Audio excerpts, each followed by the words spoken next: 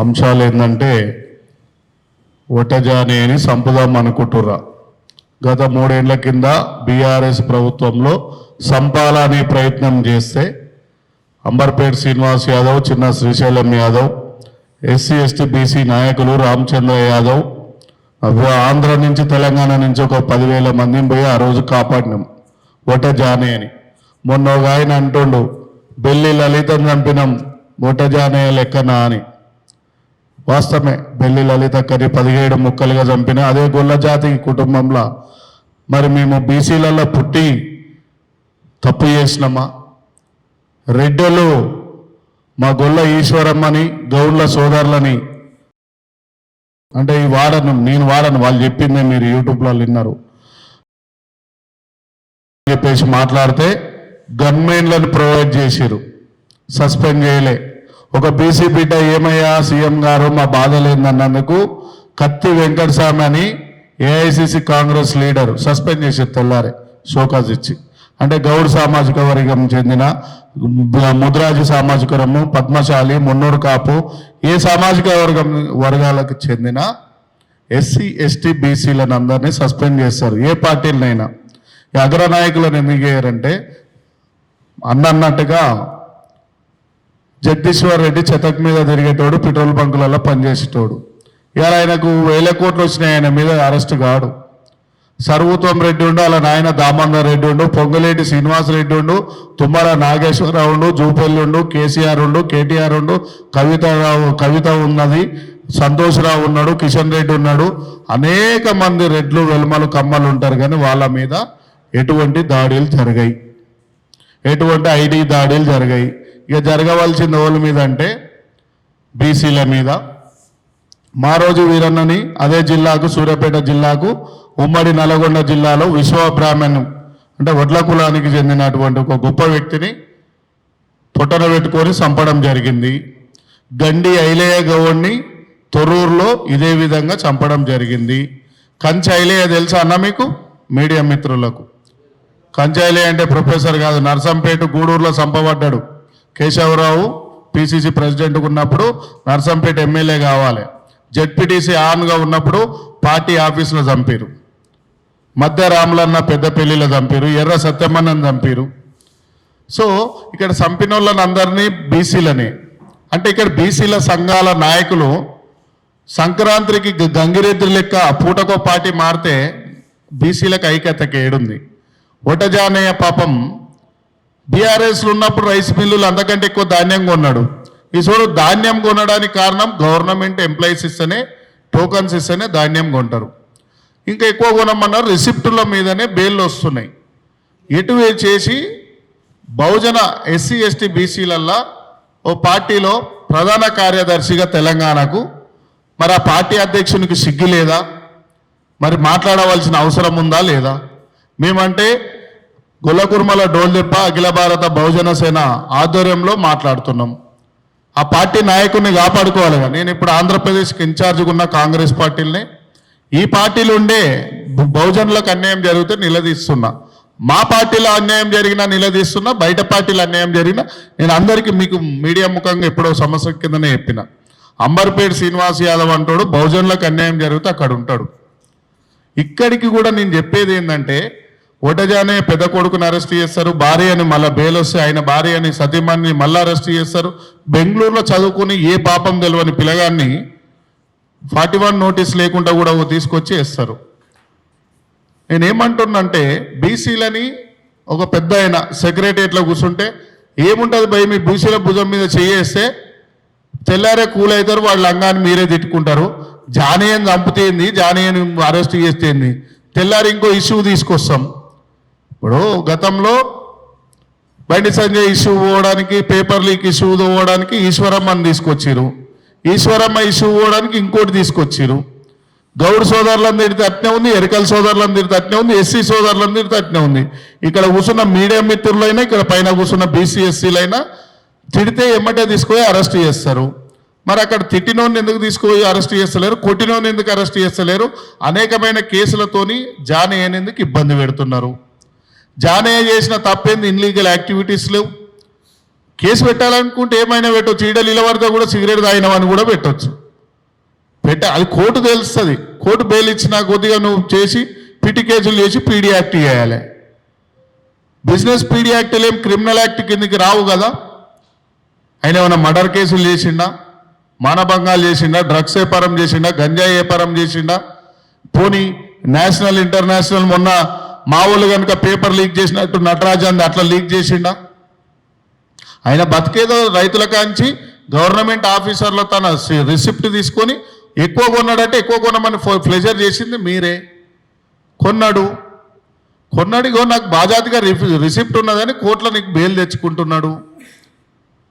ఏంది మీ బాధ ఏంది?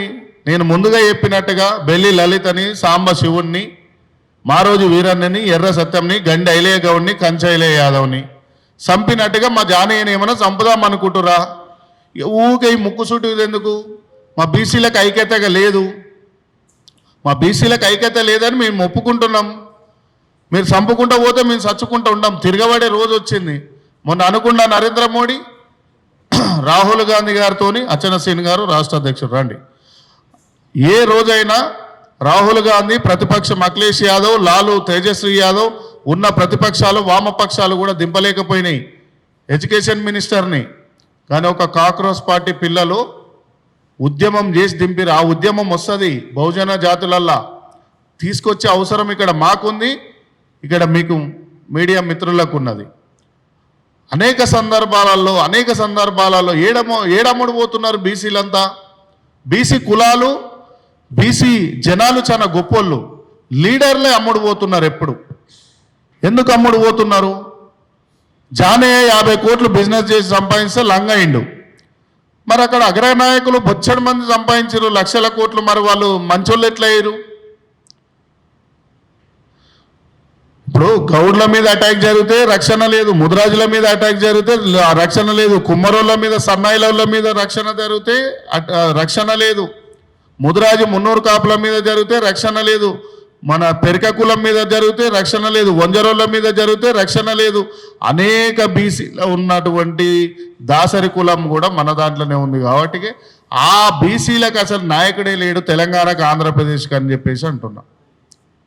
ఎంత దారుణమైన పరిస్థితులు ఉన్నాయంటే ఈరోజు బీసీలలో ఒకడు ఉంటాడు, ఆడు బీఆర్ఎస్ లానే ఉంటాడు, ఇటు పిసిసి కాంగ్రెస్ ప్రెసిడెంట్ కాడ ఆడే ఉంటాడు, అటు బీజేపీ కాడ ఆడనే ఉంటాడు. మరి ఎందుకో బీసీ సంఘం నాయకులు ఇట్లా ప్రెస్ మీట్ పెట్టి మా బీసీ ఏం అన్యాయం చేసిండో చర్చకు రాబోయి ఖబర్దార్ సూర్యాపేటకు వద్దామని ఎవడు అంటలేడు. బాధ అనిపిస్తుంది. మొన్న ఆల్రెడీ వాళ్ళ బావగారిని సూర్యాపేటలో జానయ్య బావని మర్డర్ చేయడం జరిగింది 4 ఏళ్ల కింద. అది మనకు తెలుసు. ఈయన ఆ రోజు వాకింగ్ పోతే ఈయనను కూడా చంపేటోళ్ళు ఆ రోజు. ఇప్పుడు జానయ్యని చంపుదాం అనుకుంటారా, శిక్షలు వేద్దాం అనుకుంటారా, లీగల్గా ఏం చేద్దాం అనుకుంటారు, అన్యాయంగా ఇన్లీగల్గా ఏం చేద్దాం అనుకుంటారు? రాష్ట్ర ప్రభుత్వం చేయుందా? అక్కడున్న పటేల్ రమేష్ రెడ్డా, జగదీశ్వర్ రెడ్డా, సర్వోత్వం రెడ్డా? మరి ముగ్గురు పటేళ్ళు కలిసి మా గుళ్ళోని చంపుదాం అనుకుంటే ఎప్పుడు మా గుళ్ళ సైన్యం ఎంతుందో తీసుకొని సూర్యాపేటకు వస్తాం. మరి ఇంకా కూడా మా బీసీల మీదకి అటాక్ అవుతుంటే మరి మా బీసీలమంతా బయటకు వస్తున్నామనుకో బిడ్డ, మీరు ఉండడానికి హైదరాబాద్లో ఇక్కడ ఇండ్లు కూడా ఉండయి. ఎస్సీల మీద అటాక్ చేస్తారు, మీరే పంచాయతీలు పెడతారు. ఎస్టీల మీద అటాక్ చేస్తారు, ఆదివాసుల మీద అటాక్ చేస్తారు, మా లమ్మడి అన్నదమ్ముల మీద అటాక్ చేస్తారు, మా అంబేద్కర్ వారసుల మీద వేస్తారు, పూలే వారసుల మీద పెడతారు, సాహు మహారాజు వారసుల మీద పెడతారు, పెరియార్ వారసుల మీద పెడతారు, అనేకమైనటువంటి మహనీయుల బీపీ మండలి వారసుల మీద కూడా పెట్టుకుంటూ పోతున్నారు. అందరు కాంప్రమైజ్ అవుతారేమో కానీ కొందరు కాంప్రమైజ్ గారు, అందరు అమ్ముడు పోతారేమో కానీ కొందరు అమ్ముడు పోరు. ఒట్టె జానయ్య మీద ఈ పోరాటం ఆపకుంటే రాబోయే పరిణామాలు ఎవడు ఆపలేడు, ఎవడు ఎక్కడ కూడా ఆలోచించలేరు. గోటితో పోయేదాన్ని గొడ్డల్లాగా తెచ్చుకునే పనులు అంటే ఇయే. నీ కోవట్లు ఉంటుండొచ్చు, జానయ్య పార్టీ లీడర్ ఉండొచ్చు, ఇంకోడు ఉండొచ్చు. తీన్మార్ మల్లన్న గారు, నా పర్సనల్ రిక్వెస్ట్ ఏంటంటే నీ పార్టీ లీడర్ అయిన కార్యకర్త కాదు, నువ్వెందుకు చిన్న పిల్లగాడు పోయినా కూడా ప్రెస్ మీట్లు లొల్లి చేస్తావు? మరి నీ లీడర్ని నువ్వు ఎందుకు కాపాడుకోలేకపోతున్నావు? తీన్మార్ మల్లన్న, నీ ఆఫీస్ మీద దాడి జరిగినప్పుడు కాంగ్రెస్ పార్టీలో ఉండి నేను వచ్చిన నీ కాడికి కవిత దాడి చేయించినప్పుడు మానవత్వంతో నీ పార్టీ లీడర్ కాడికి నా పార్టీ మీద నేను మాట్లాడుతున్నా ఇవాళ నీ పార్టీ లీడర్ని కాపాడుకోకుండా పార్టీ ఎందుకు మరి తీసేసి నువ్వు మా దాంట్లోనే వచ్చినావు కదా ఇళ్ళనే చేయనుగా మళ్ళా నువ్వు బీసీలో నేను పడేస్తా లేపుతా మొత్తం నేనే నిలబెడతా అంటావుగా తీర్మానం మల్లయ్య ఎటు పోయినావు ఏడ వండుకున్నావు మల్లన్న అలియా చింతపండు నవీను నీకు చేత కాకుంటే పార్టీ నడపడం బంద్ చేసుకో పార్టీని భువనగిరిలో ఒక ఆయన మీద థ్రెట్ వచ్చింది ఆలేరులో ఒక ఆయన మీద నీ పార్టీలనే 10 మంది మీద ఏ కేసులు లేకున్నా నువ్వు రెడ్లను తిడుతున్నావు రెడ్లంతా కలిసి ఇలా నొక్కుతున్నారు ఎప్పుడు జానయ్య మీద కేసులు అయితే నువ్వు మేమే పోవాలి అక్కడ శంకరన్న మీద అయితే మేమే పోవాలి ఆలేరు కృష్ణన్న మీద అయితే మేమే పోవాలి భూపాలపల్లి మహేష్ మీద అయితే మేమే పోవాలి రవి మీద మైపాదులు అయితే మేమే పోవాలి బీసీల మీద అరే నువ్వు పార్టీ పెట్టినావా మేము పార్టీ పెట్టుకున్నామో అర్థమైతే లేదు నాకు నీకు చేత కాకుండా తీసేయి ఓ ఎమ్మెల్సీ స్థాయిలో ఉన్నావో పార్టీ వ్యవస్థాపక అధ్యక్షునివి నువ్వు వాయిస్ ఇస్తలేవు నాకు బాధ అనిపిస్తుంది సరే మళ్ళా నాది పక్కకు పెడదాం జానయ్య కోసం ఎక్కడ ఏం జరిగినా ఒకటే జానయ్య కోసం ఇక్కడ ఉన్నోళ్ళం కాకుండా ఇంకా అనేక మంది బయటికి వస్తాం కొట్లాడతాం అంటే ఫిజికల్ కాదు న్యాయపరంగా ధర్నాలు చేస్తాం నిరసనలు చేస్తాం మళ్ళీ కొట్లాడతామంటే మా వాళ్ళతో పంచాది మా రెడ్డిలతో ఏం లేదు కొట్లాడుతున్నాడని కూడా కేసేస్తారు అట్లా అన్న ఇంకేమన్నా అంటే అడిగేది ఉంటే అడగొచ్చు ఈసీల మీద అన్యాయం కేసులు పెట్టొద్దని కాదా అమ్మా ఇప్పుడు మొన్న ఈశ్వరమ్మని తిట్టింది వాళ్ళే గన్మెన్లో ఊరికి ఇచ్చిరమ్మా ఈశ్వరమ్మకి ఇవ్వాలన్నా తిట్టినోనికి ఇవ్వాలన్నా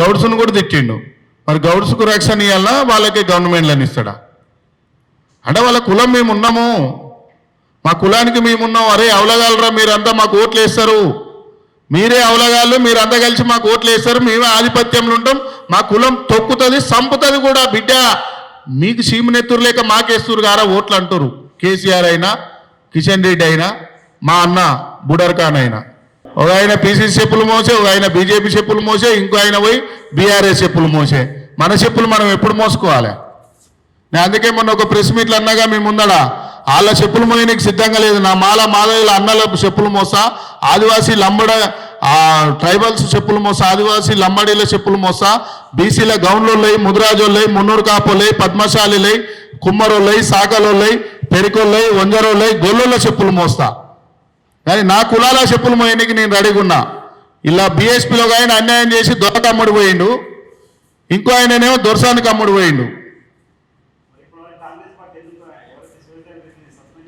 అరే నేను ఏమంటున్నా శివసేన రెడ్డి ఉండొచ్చు ఇంకో ఆయన ఉండొచ్చు నేను వాళ్ళని సస్పెండ్ చేస్తారా చిన్నపిల్లగాని గురించి నేను ఎందుకు కొట్లాడతా ఆధిపత్యాలు నేను 90, 85 నుంచి 83లో గండేలే గౌడ్ని చంపిరు కంచాయిలేనే చంపిరు 2010 లోపల 90s నుంచి మారోజు వీరనని బెల్లి లలేకి తక్కని చంపిరు ఎర్ర సత్తంని చంపిరు సాంబశివుడిని 2013లో చంపిరు మన కళ్ళతో చూసిన ఆయన ఊరంతా తిరిగి వచ్చి ఆకిట్లా చచ్చిపోయిండు గొల్ల కుర్మల సంఘాలకు ఒకలో ఇద్దరు మంచి కొట్లాడుతున్నారు మిగిలిన కూడా అన్ని 6వ ఫ్లోర్లో సెక్రటరీల చెప్పులు మోస్తున్నారు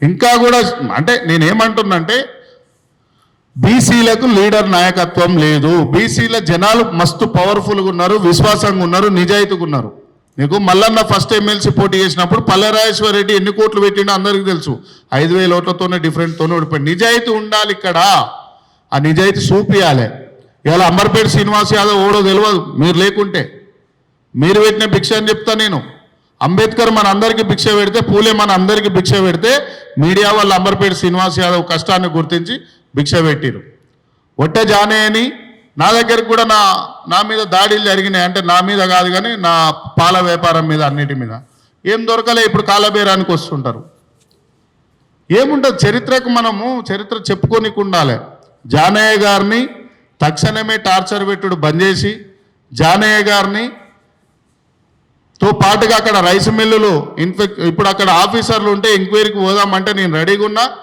దారి మీరు ఫైల్స్ తేరి ఎన్నో వేల రైస్ మిల్లులు ఉన్నాయి తెలంగాణలో, అందరం కలిసి తిరుగుదాం. ఎవరు దొరకరా? రెడ్డిలోకి లేవా, కోమటోళ్ళకి లేవా, వెలుమోళ్ళకి లేవా, కమ్మోళ్ళకి లేవా? అన్ని రైస్ మిల్లులు మరి దొరకాయా? ఈ ప్రెస్ క్లబ్ కూడా సరైన పర్ఫెక్ట్ ఉన్నది కాబట్టి కానీ ఇలా అందరం బయటికి పోతున్నాం. సోమాజి కూడా ప్రెస్ క్లబ్ లేకుంటే అప్పట్లో దొరాయనేమో దర్రా చౌక్ లేపేసిండు. ఇప్పుడు వచ్చినాయనేమో మీకు అర్థమైందో లేదో, వాల్ పోస్టర్లు అప్పుడు వేసి వద్దన్నారు కేసీఆర్ గారు. మేమేం చెప్తున్నాం అంటే పేట్లు వేస్తున్నాం కొత్తగా, చెప్పకుండానే దొక్కేస్తున్నాం బహుజన జాతులని. మీరు ఇది గ్రహించలేరు. ఉన్న వామపక్షంలో ఉన్నప్పుడు కూడా ఒకటే చెప్పిన, మా బీసీలకు ఎస్సీలకు ఎస్టీలకు జరిగినప్పుడు మా పార్టీని కూడా నేను నిలదీస్తున్నా. ఈరోజు ఆయన ఒక్కటే ఉందా రైస్ మిల్లు? రంగారెడ్డి ఒక హైదరాబాద్లో తప్ప రంగారెడ్డి జిల్లా నుంచి 9 ఉమ్మడి జిల్లాలలో ఉన్నాయి. అన్నిటి మీద సెర్చ్ చేయండి, అన్నిటి మీద కేసులు వేయండి, నేను తీసుకుపోతా. వరంగల్ జిల్లాలో ఎమ్మెల్యేలకే ఉన్నాయి రైస్ మిల్లులు. వాళ్ళు కొనలేదా? 2 లక్షల టన్నులు కొన్నారు ఒక్కొక్కడు. ఆయన ఎక్కడున్నాడో తెలిసి ఈయనే కూర్చోబెట్టేట్టు అన్న. ఈడికి తీసుకోరు, ఎడ కొడుతురో లాగులు వల కొడుతురో తెలియదు. ఇప్పుడు ఎస్ఓటి హైదరాబాద్ టాస్క్ ఫోర్స్ ఉంటే ఊర్లలో ఎస్ఓటి ఉంటుంది. ఎస్ఓటి వాళ్ళు తీసుకుపోయిన తర్వాత మనకు దొరకనిస్తారా మనిషిని? అప్పుడే 13 రోజులు 15 రోజులు కొట్టిరు. ఇక కుటుంబ సభ్యులను కూడా లోపలనే వేసిరన్న. భార్యనే వేసిరు, కొడుకులని వేసిరు, అందరినీ జైలుకు పంపించారు. ఈరోజు ఏదో 2 బెయిల్లు వచ్చినాయి. మొన్న 2 బెయిల్లు వస్తే 2 బెయిల్లో మళ్ళీ ఇంకో కేసు వేసారు. వాళ్ళ పెన్ వాళ్ళ పేపర్ అన్నా. అప్పుడు నిజాములకు బ్రిటిష్లప్పుడు వాళ్ళ పేపర్లు వేసి మన కొమరం భీముని సాగలైలమ్మని ఎట్లా వేసిరో లోపల, ఇక్కడ దొరలు కూడా ఈ మనోళ్ళు కూడా అంతే. బెయిల్ 2 సార్లు వచ్చినాక కూడా 2 సార్లు మళ్ళీ ఇంకో కేసు బుక్ చేసిరు. ఏం తెలియదు, సంపిరా ఉంచిరా కూడా తెలియదు. ఏ సంపితే ఏమన్నా ఉంటుందా? ఇంకో ఇష్యూ చిరంజీవికి మనవడు పుట్టిండంటే మా జానీ ఏటో గంగల కొట్టుకుపోతాడు. కానీ ఇక్కడ మానీయులు, ఎస్సీ ఎస్టీ బీసీలు అన్యాయాలు అయిపోయినా మన జనాలకు అవసరం లేదు, మన పిల్లలకు అవసరం లేదు. గొప్ప గొప్ప మహానుభావులు చేసిన త్యాగం అనుభవించడం ఒక నేరం. ఇలా అది పిజ్జా బర్గర్లలో మన త్యాగాలు పోయినాయి. సరిహద్దుల సైనికులై, అడవిలో చచ్చిపోయిన అన్నలై, ఎదురు కాల్పులలో చనిపోయిన పోలీసు వాళ్ళై. ఇలా ఎవరికైనా గుర్తున్నదా? అలా కుటుంబానికి తప్ప ఎవరికి లేదు. ఈ ముగ్గురికి, వీళ్ళు ముగ్గురు ఎందుకు కొట్లాడారు? సరిహద్దున సైనికులేమో దేశం కోసం కొట్లాడారు, అన్నలేమో పేద ప్రజల కోసం వచ్చారు. ఈ అన్నలకు ఎదురు కాల్పులలో చనిపోయిన వాళ్ళని పంపించిన వాళ్ళు ఈ దొరలే కదా, అప్పుడు పెత్తందారులే కదా. ఆ పోలీసు వాళ్ళు చనిపోయిన వాళ్ళతో వాళ్ళ కుటుంబాలు ఆగమైపోయినాయి. పిజ్జా బర్గర్లలో పోవాలి, బర్గర్లు తినాలి. ఆయిటి మీద ఉన్న గ్యాస్ చరిత్ర మీద లేదని చెప్తున్నా వాళ్ళు. నాకు తెలిసి ఒక 10 రోజులు అవుతున్నట్టుందన్న. ఏ పార్టీ అన్నా? మా పార్టీ మొత్తం ఆయన మీద ఎందుకు దృష్టి పెడుతుంది? ఏదో పటేల్ రమేష్ రెడ్డి ఆడ పోటీ చేయాలి, సర్వోత్తం రెడ్డి చేయాలి, జగదీశ్వర్ రెడ్డి చేయాలి, 3 పటేళ్ళు కలిసి. ఇప్పుడు సాంబశివుడు ఎందుకు చనిపోయిండు?